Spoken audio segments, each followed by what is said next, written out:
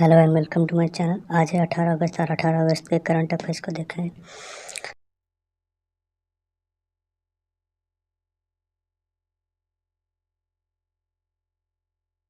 सबसे पहला क्वेश्चन कौन सा है?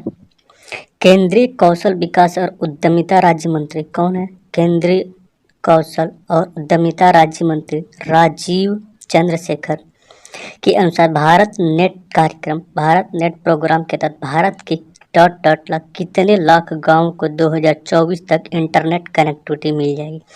तो कितने लाख गाँव को 2024 तक इंटरनेट से जोड़ दिया जाएगा? 10 लाख गाँव को, 6 लाख गाँव को, 5 लाख गाँव को, 8 लाख गाँव को। तो 2024 तक टारगेट रखा गया है कि लगभग 6 लाख गाँव को इंटरनेट से जोड़ दिया जाएगा। किसके तहत? भारत नेट प्रोग्राम के तहत। भारत नेट प्रोग्राम के तहत। तो ऑप्शन बी सही है। राजीव चंद्रशेखर के मुताबिक अब तक करीब 2.8 लाख गाँव में इंटरनेट की सुविधा मिल चुकी है। सरकार प्रत्येक परिवार के लिए इंटरनेट सुविधा प्रदान कराने और परिवार में प्रत्येक सदस्य के लिए कम लागत वाली डिवाइस के साथ इंटरनेट तक पहुंच प्रदान करने के अपने उद्देश्य की दिशा में काम करती है। केंद्र सरकार ने डिजिटल ग्राम कार्यक्रम शुरू किया है, जिसके तहत प्रत्येक जिले में एक गांव को बेहतर इंटरनेट कनेक्टिविटी प्रदान की जाएगी। भारत में अब तक 5,000 डिजिटल गांव विकसित किए जा चुके हैं। अब तक कितने गांवों को विकसित किया चुका है? 5,000 गांव को डिजिटल गांव विकसित किया जा चुका है। सरकार ने अक्टूबर 2011 में national optical fibre network NOFN, इसका फुल फॉर्म क्या है? National optical fibre network launch किया था। 2015 में इस परियोजना का नाम बदल के NOFN का नाम बदल के क्या कर दिया? भारत नेट प्रोजेक्ट कर दिया गया 2015 में। अब इसके तहत लगभग 6 लाख गाँव को क्या होता है? नेट से जोड़ा जाएगा, हाई स्पीड नेट से जोड़ा जाएगा। अगला क्वेश्चन है, हाल ही में किस मंत्रालय ने एक ऑनलाइन पोर्टल उत्पादकता एवं सेवाओं को बढ़ाने के लिए प्रशिक्षण, training and augmenting productivity and service launch किया है? सामाजिक न्याय एवं अधिकारिता मंत्रालय ने, रेल मंत्रालय ने, रक्षा मंत्रालय ने या गृह मंत्रालय ने? तो किसने लॉन्च किया है? सामाजिक न्याय और अधिकारिता मंत्रालय। तो ऑप्शन ए सही है। कौन सही है? Option A. सामाजिक न्याय और अधिकारिता मंत्रालय ने हाल ही में एक ऑनलाइन पोर्टल उत्पादकता एवं सेवाओं को बढ़ाने के लिए प्रशिक्षण की शुरुआत की है। तो ऑप्शन ए सही है। हाल ही में सामाजिक न्याय और अधिकारिता मंत्रालय ने एक ऑनलाइन पोर्टल उत्पादकता एवं सेवाओं को बढ़ाने के लिए प्रशिक्षण, training for augment and productivity and service launch किया। यह हितधारकों की क्षमता निर्माण के लिए सामाजिक रक्षा के क्षेत्र में विभिन्न पाठ्यक्रम प्रदान करता है। यह राष्ट्रीय सामाजिक सुरक्षा संगठन NIST की एक पहल है। किसकी पहल है? राष्ट्रीय सामाजिक सुरक्षा संस्था की एक पहल है। सामाजिक सुरक्षा को प्राय राज्य और नागरिक समाज दोनों के द्वारा व्यवस्थित तथा सुसंग कार्रवाई के माध्यम से अपराध के खिलाफ समाज की सुरक्षा के रूप में समझा जाता है। किसके रूप में? समाज की सुरक्षा के रूप में समझा जाता है। अगला क्वेश्चन है, हाल ही में भारत और किस देश ने अल-मोहद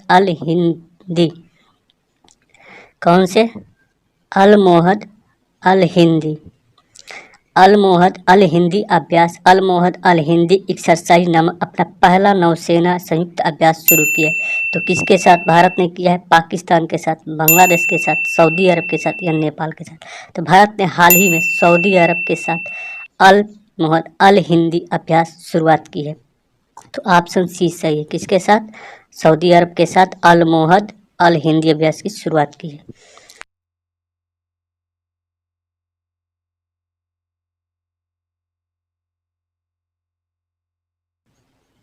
INS कोच्चि और अल-मोहद अल-हिंदी 2021 का अभ्यास के लिए सोमवार को पोर्ट अल जुबैल, कहाँ पे? पोर्ट अल जुबैल में पहुंच गया है। कौन? INS कोच्चि। वार्षिक शनिवार को अबू धाबी की तट पर संयुक्त अरब अमीरात UAE के साथ जायद तलवार ड्रिल, UAE के साथ अभी क्या हाल ही में क्या होता है? जायद तलवार ड्रिल करने के बाद सऊदी अरब के लिए रवाना हुआ। अभी हाल ही में क्या होता है? इंडिया और UAE के बीच में क्या होता है? जायद तलवार ड्रिल जो हो रहा था, इसके बाद इस समापन के बाद अब सऊदी अरब के लिए ये सब इंडियन नेवी वहाँ पे गई हुई है युद्धाभ्यास के लिए। सऊदी अरब के साथ भारत के रक्षा और सैन्य संबंधों को भारतीय सेना प्रमुख जनरल MM नरवणे, भारत के सेना प्रमुख कौन से हैं? MM Naravane, general MM Naravane. Army chief general MM Naravane की रियाद यात्रा के बाद बढ़ावा मिला है। पिछले साल दिसंबर में किसी भारतीय सेवा प्रमुख की ऐसी पहली यात्रा है।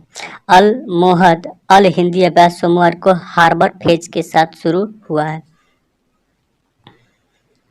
अगला क्वेश्चन है, जनजातीय मामलों के मंत्रालय के वन धन कार्यक्रम के तहत आकांक्षी जिलों को प्राथमिकता के साथ अगले 5 वर्ष में सभी 27 राज्यों में कितने वन धन उत्पादक कंपनियां स्थापित करने की योजना बनाएंगे? तो कितने उत्पादन कंपनियां स्थापित करने की योजना बनाएंगे? 100, 150, 200 या 250।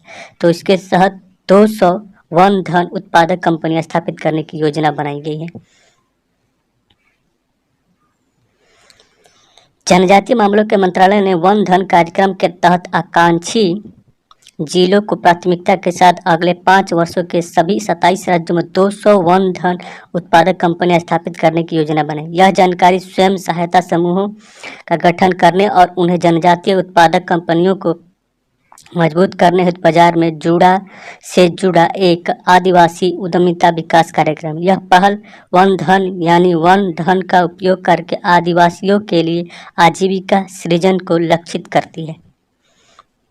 अगला क्वेश्चन है, किस राज्य सरकार ने हाल ही में घोषणा की कि उनकी सरकार बीजू स्वास्थ्य कल्याण योजना, किसने शुरुआत की है? बीजू स्वास्थ्य कल्याण योजना के तहत स्मार्ट स्वास्थ्य कार्ड प्रदान करेगी। तो कौन सी सरकार ने की है? बिहार सरकार ने, पंजाब सरकार ने, उड़ीसा सरकार ने या तमिलनाडु सरकार ने? तो बीजू नाम से ही मालूम चल रहा है। उड़ीसा के चीफ मिनिस्टर कौन से हैं अभी?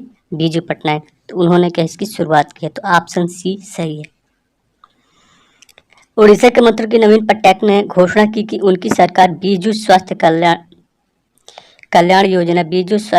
योजना के तहत स्मार्ट स्वास्थ्य कार्ड प्रदान करेगी। राज्य में 96 लाख परिवारों को 3.5 करोड़ लोगों को स्मार्ट हेल्थ कार्ड मुहैया कराया जाएगा। 96 लाख परिवारों को 3.5 लाख करोड़ को यह कार्ड प्रोवाइड कराया जाएगा। राष्ट्रीय और राज्य खाद्य सुरक्षा योजना और अन्नपूर्णा और अंत्योदय पहल के लाभार्थियों को ये कार्ड प्रदान किए जाएंगे। इसके तहत महिलाएं सालाना 10 लाख रुपए, कितने लाख रुपए?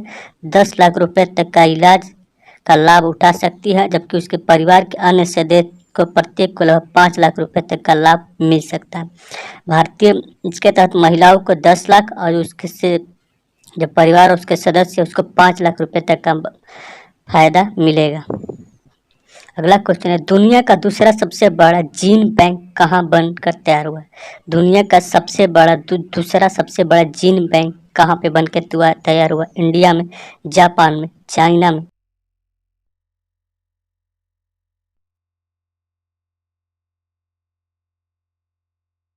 बड़ा जीन बैंक तैयार करने वाला। कृषि मंत्री नरेंद्र सिंह तोमर ने 16 अगस्त 2021 को राष्ट्रीय पौध आनुवंशिक संसाधन ब्यूरो NBPGR में एक अत्याधुनिक बनाए गए राष्ट्रीय जीन बैंक का उद्घाटन किया। यह राष्ट्रीय राजधानी में स्थित दुनिया का दूसरा सबसे बड़ा जीन बैंक है। राष्ट्रीय पादप आनुवंशिक संसाधन ब्यूरो INBPGR पूसा नई दिल्ली में आज विश्व के दूसरे सबसे बड़े नवीनीकृत अत्याधुनिक राष्ट्रीय जीन बैंक का लोकार्पण कर राष्ट्र को समर्पित किया। कृषि मंत्री नरेंद्र तोमर ने कहा कि बीजों के जन्म प्लाज्मा के -20 डिग्री सेल्सियस तापमान पर वर्ष तक सहेजा जा सकता है। बैंक में 10 लाख जर्म प्लाज्मा को सुरक्षित रखा जाता है। कितने को रखा जा सकता है? 10 लाख प्लाज्मा को लगभग सुरक्षित रखा जा सकता है। फिलहाल 4.5 लाख जर्म प्लाज्मा सुरक्षित है, जिसमें से 2.7 लाख घरेलू प्रजातियों के हैं, बाकी दूसरे देशों से प्राप्त किए गए हैं। जापान के बाद दुनिया के दूसरे नंबर का बैंक है। किस देश के प्रधानमंत्री मुहिदीन यासीन ने देश में राजनीतिक उथल पुथल के बाद इस्तीफा दे दिया? वो ऑस्ट्रेलिया के हैं, मलेशिया के हैं, म्यांमार या भूटान के? किस देश के प्रधानमंत्री हैं? तो मलेशिया के प्रधानमंत्री मुहिदीन यासीन ने राजनीतिक उथल पुथल के बाद इस्तीफा दे दिया। मलेशियाई प्रधानमंत्री मोहिउद्दीन यासीन ने देश में राजनीतिक उथल पुथल के बाद 16 अगस्त 2021 को इस्तीफा दे दिया है। बहुमत खोने के बाद उन्होंने और उनके मंत्रिमंडल ने इस्तीफा दे दिया है। उनका कहना है कि उनका इस्तीफा अस्थिरता का एक और अध्याय खोलने जा रहा है, क्योंकि वर्तमान में कोई भी स्पष्ट उत्तराधिकारी नहीं है। उन्होंने 17 महीने के कार्यकाल के बाद पद से इस्तीफा दे दिया है। इस प्रकार यह मलेशिया नेता का सबसे छोटा कार्यकाल है। मलेशियाई नेता का सबसे छोटा कार्यकाल है। सबसे कम कार्यकाल के बाद इन्होंने इस्तीफा दे दिया। उसका इस्तीफा अर्थव्यवस्था को फिर से शुरू करने और कोविड संक्रमण के पुनरुत्थान को नियंत्रित करने का प्रयासों को भी प्रभावित करेगा। मलेशिया की रिंगित करेंसी 1 साल के निचले स्तर पर आ गई। मलेशिया की करेंसी क्या है? रिंगित। मलेशिया की करेंसी की नाम क्या है? रिंगित, जो क्या है 1 साल के सबसे निचले स्तर पर आ गए। इसका शेयर बाजार भी फिसल गया है।